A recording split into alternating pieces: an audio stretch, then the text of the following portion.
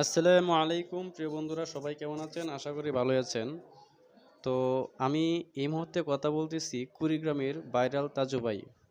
তো কথা আছে না, রাখে আল্লাহ মারে কে। তো ঠিক তাজু ভাইয়ের বিষয়টা এরকমই। তাকে নিয়ে অনেকে রোস্ট করেছে, অনেক কন্টেন্ট ক্রিয়েটর ভাইয়েরা রোস্টারিং, যারা রোস্ট করে।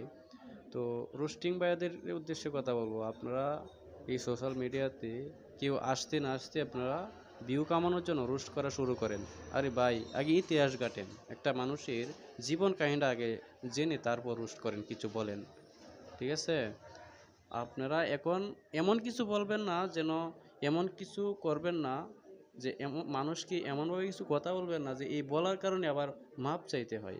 আজকে এই ভাইরাল তাজু ভাইয়ের বিষয়ে যারা তাজু ভাইকে নিয়ে যারা রোস্ট করছিল, আজকে তারা মাপ চাইতেছে। কেন জানেন? তাজু ভাই মানুষের চোখ খুলে দিছে। সে গ্রামের একদম কুড়িগ্রামের একদম সহজ সরল মানুষ। তার ৮ সদস্য পরিবার। তার পরিবার, তার তা ওনার পিতা মাতা অসুস্থ।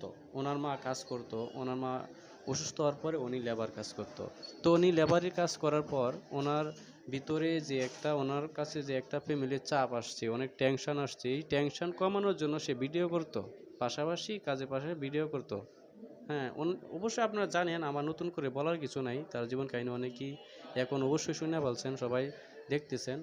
তো আমি এই ভিডিও করার উদ্দেশ্য এটাই যে গতকালকের আগে দেখছি, গত পরশুতে দেখছি মাত্র 41K ফলোয়ার। তার ফলোয়ার যেভাবে বাড়তেছে, আমি সকল রোস্টারিংদের কথা বলবো যে ভাই, আপনাদেরকে হার মানাবে এখন।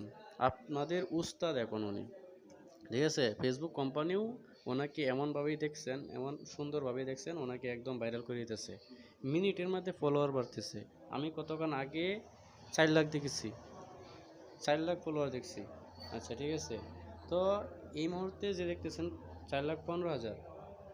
হ্যাঁ, 4,15,000 দেখেন। আমি ভিডিওটা উপরের থেকে নিচে আনবো, আরও 1,000 বাইরে যাবো অলরেডি। মানে মিনিটের মধ্যে, কয়েক মিনিটের মধ্যেই হাজার করে বাড়তেছে। তার কথা ধরন দেখেন।